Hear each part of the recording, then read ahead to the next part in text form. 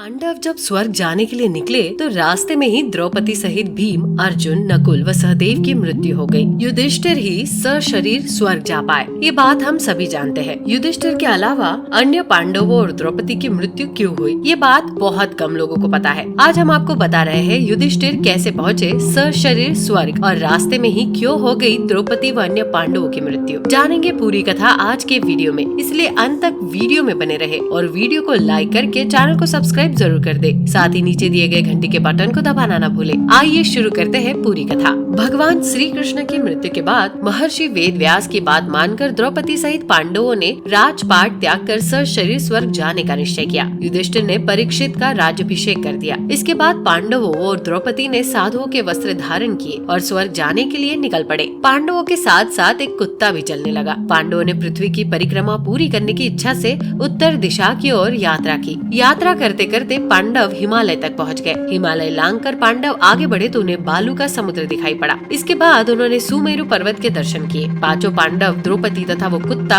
जब सुमेरु पर्वत पर चढ़ रहे थे तभी द्रौपदी लड़खड़ाकर गिर पड़ी। द्रौपदी को गिरा देख भीम ने युधिष्ठिर से कहा कि द्रौपदी ने कभी कोई पाप नहीं किया, तो फिर क्या कारण है कि वो नीचे गिर पड़ी। युधिष्ठिर ने कहा कि द्रौपदी हम सभी में अर्जुन को अधिक प्रेम करती है, इसलिए उसके साथ ऐसा हुआ है। ऐसा कहकर युधिष्ठिर द्रौपदी को देखे बिना ही आगे बढ़ गए। द्रौपदी के गिरने के थोड़ी देर बाद सहदेव भी गिर पड़े। भीम ने सहदेव के गिरने का कारण पूछा तो युधिष्ठिर ने बताया कि सहदेव किसी को अपने जैसा विद्वान नहीं समझता था, इसी दोष के कारण इसे आज गिरना पड़ा है। द्रौपदी व सहदेव के बाद चलते चलते नकुल भी गिर पड़े। भीम ने जब युधिष्ठिर से इसका कारण पूछा तो उन्होंने बताया कि नकुल को अपने रूप पर बहुत अभिमान था। वो किसी को अपने सामने रूपवान नहीं समझता था, इसलिए आज इसकी ये गति हुई है। युधिष्ठिर, भीम, अर्जुन और वो कुत्ता जब आगे चल रहे थे तभी थोड़ी देर बाद अर्जुन भी गिर पड़े। युधिष्ठिर ने भीम को बताया कि अर्जुन को अपने पराक्रम पर बहुत अभिमान था। इसने कहा था कि मैं एक ही दिन में शत्रुओं का नाश कर दूंगा,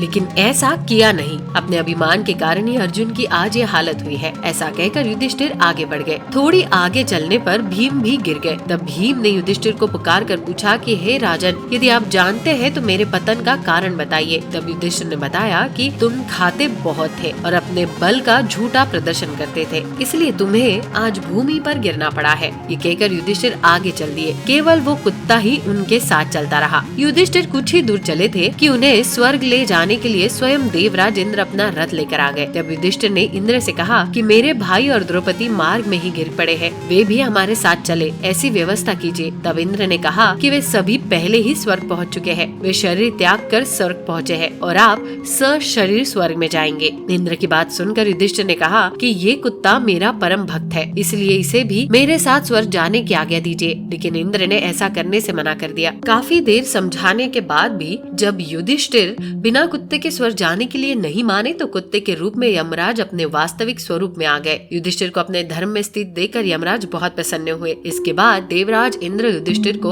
अपने रथ में बैठाकर सशरीर स्वर्ग ले गए। तो दर्शकों, कैसे लगी आपको ये जानकारी, हमें कमेंट कर जरूर बताइए। साथ ही यदि आपको ये वीडियो पसंद आई हो तो वीडियो को लाइक कर चैनल को सब्सक्राइब जरूर कर दे। वीडियो में अंत तक बने रहने के लिए आपका धन्यवाद।